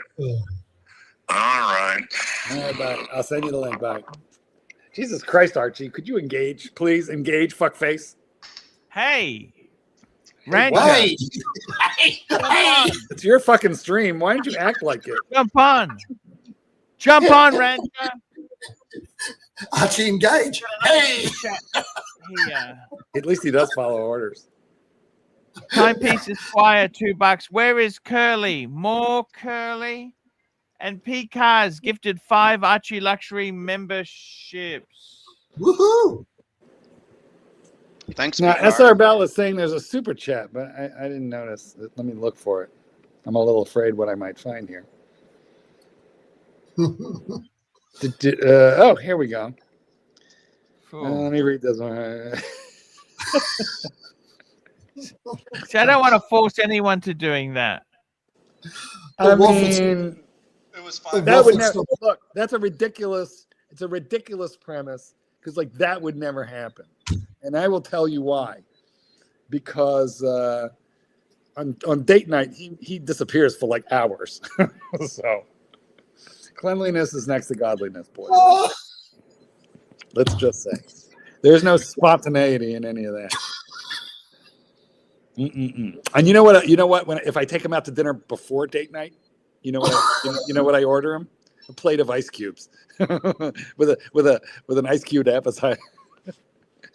With an ice cube appetizer. Sounds like you're. Clyde. Hey. Fucking animals. Get down and give me another 50. You fucking. Hey, there's That's only a little one, gay, you know. Hey, Chief, there's only one animal on this live stream. Yeah. Remember, cleanliness is next to godliness, children. What you doing, Clydesy? And hornliness is next to the devil. Now you, that was a new and unique voicemail message that you created. But it suggests that you were listening to the stream. Actually, no, because I was not on the stream at all. I was actually like, why would Mark Goldberg be calling me this time on a Saturday night? You figured it out. He was lurking. Dressing it up. You were lurking. No, I was not. Actually, no, I was not. Usually what happens, I'm usually involved in it. I take a look, but it's usually too late. Unfortunately, or fortunately. No, actually, wait, fortunately. Super chat. Super chat. Here we go. Super chat. We got a super chat here from Crown and Case. $5. Mark, you need to program in Engage in a special voice like you say. Super chat. Yeah, well, somebody give me. How should we do that? Engage. Engage. That's a little too gay for me. You put a little bit too much too gay in the engage. You know what? Fair point. I think I did. All right, Crown and Case. I will work on that. It is a good point. What I typically do, though, and he knows it, is I just put the spotlight on him when he's doing stuff like this. Or you could do like Jean-Luc Picard, do engage. Engage. Basically, like a Scots or Yorkshireman that thinks he's French. Do you know why James T. Kirk was a much better captain than Jean-Luc Picard? Because he got alien strange all the fucking time. That's the point. Yeah, he fucked 3-titted women from other worlds, whereas Picard was always fucking negotiating. Green. Negotiate. He wanted Talking about, it's got nothing to do with that. He was Danny Crane. That's why he was the best. Danny Crane, yes. Danny Crane. Yeah. Well, he is Canadian. Yes, it is true. Bear used to. So I can go ahead and dock BBW, right? Yes. All right. Yeah, don't dox me, bro. No. Too fucking late. Too fucking late. So yeah, Bear used to call him fuckface. It is true. It's not quite my style. I need to come up, but I understand Bear's frustration. I do. Super duper. You know what? We should talk about this one. This is a good question here. Super chat. Super chat. SR Bell $2. AC, have you ever sharted in public? Well, you wouldn't know. Not a sexual question. Are you over the age of 50 and have you ever gone out in public? If the answer to both those questions is yes, then likely that question is yes. Yeah, that's a fair point. Well, okay, look, AC, you got to answer that, and then we can discuss it on the panel. Sure, I don't believe JD. so. JD, remember JD's in there. Do you remember JD's story about that? Oh, yeah. When he was on his fucking bicycle, remember? With his tights on. That was the funniest thing I heard. JD sharded miles from home and then had to ride home. Yep. I'm surprised he's able to stay on the seat when you think about it. He slid off. Yeah. And I don't know why he didn't just stop and find somebody's garden hose, you know. But I myself have sharded, but not in public. Unfortunately, in the privacy of my own bathroom, because I remember saying, I'm going to make it. Oh, my God, I'm going to make it. And then my belt, I have a click belt, so it requires a fucking button push. And I was fumbling and I missed the button. And in the extra moment that it took me to unclick the fucking belt, I remember saying, I'm going to make it. I'm going to make it. And then I said, I didn't make it. I have a click belt that does not require a button. It's a groove belt. Oh, well, that's much better. Just to be fair to JD, his experience was post-op. Now, on the other hand, Mark, your experience, you would have just taken the seat off and ridden it home, right? Wait, What? Oh, Clyde, he's such a dick. Now, of course, you're out there, Chief Tit, eating all those MREs and C rations and all that, whatever, and you have to shit in a hole when you're on maneuvers. And guess what? He does not have to read the super chats because he's the guest of honor. I'll be back in one moment. It's time for me just to go. I'll be back in one moment. Archie's got to go, Shart. You got to read the super chat. Well, he's not gonna. I'll do it. Mark, what does perineum taste like? Well, that's obvious. Tastes like chicken. Tastes exactly. Hey, Clyde, what did one lesbian frog say to the other lesbian frog? What? Oh my God, we really do taste like chicken. Got it. That's actually quite good. Oh my God, we really actually do taste like chicken. But it's not terribly dirty, so you could tell. Is a perineum the same? Is it still called a perineum on the woman? That area? So listen. There was a program called Weeds, which was very fucking funny and very, very good comedy show about these marijuana dealers. And so at one point, these two assholes, these two fucking reprobates were sitting on the couch. And in walks Rosa, the Mexican maid, and they were arguing over whether it was called the taint or the chode, and but the technical name is perineum. But the slang words are either the chode, chodum, or the taint, and so they were arguing over which word was more correct. And Rosa walks in, and they go, Rosa, what do you call that area between the dick and the asshole? And she looks at them and she goes, the coffee table, because that was between them. So too plenty. I believe that's what perineum is. It's the taint. Oh. Mm-hmm. But what's that? Is there an area between the anus and the genitalia? Yeah. But is it for both? Is it the same for both, or is it just for men? Yeah. Well, I'm not the chiropractor. Doc, tell us what's the. You're the doctor. It's just the tissue from the anus to the genitals. So there we go. And genitals, of course, is a gender neutral word. Now, Doc, do you ever have to do an adjustment in that area? I wouldn't say have to. Now, Doc, get closer to your microphone. I have a question. I was watching the. I've got a question too. Okay, well, Tits, you go first. Okay, but first you have to put it onto the screen. About your ear. So, where's the perineum? I've been looking for years. G-spots, perineum. Do you know what I mean? Is it just like? I don't remember ever using a watermelon as a model for. That's no model. That's his girlfriend. It's a life. It's not a model. It's a lifestyle choice. How does a watermelon consent? Well, it doesn't. But, Tit never asked it.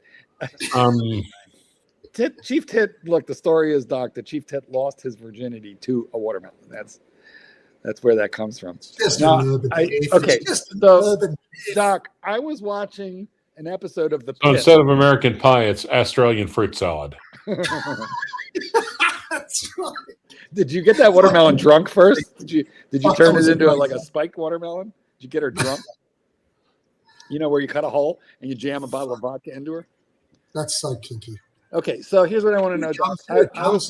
I was watching. You're accusing him of getting his watermelon drunk before taking advantage? That's not nice. No, it is not. What makes you think that I took advantage of the watermelon? It was the other way around. I was snatched. He was a young, innocent boy. That's right. All right, let me throw this question at Doc. I was watching an episode of The Pit. Guy breaks his coccyx, which is his tail. Oh, wait, guys, he's back. He's back. And what I want to know, Doc, is they did a maneuver in the show where the doctor inserted her finger into as deep into his rectum as she could, and then she yanked. She did a maneuver to try and push those coccyx, the fractured coccyx back into position. Is that a thing? It's an old thing because you run the risk of getting a tear. Perineal tear, like an anal fissure, or somehow getting the intestines involved, and that's not a nice thing. Wow, you could reach the intestines with your finger? Oh, you're near the anus usually. Well, this is news to me. That I think this is valuable information for. Now, Mark, is that a medical procedure, or for you is that more foreplay? All right, I plead the fifth. Oh, that's fucked up. So what happened? Did you go out for a snack? He's chewing the cashews again. Release the Goldberg files. Oh, Christ.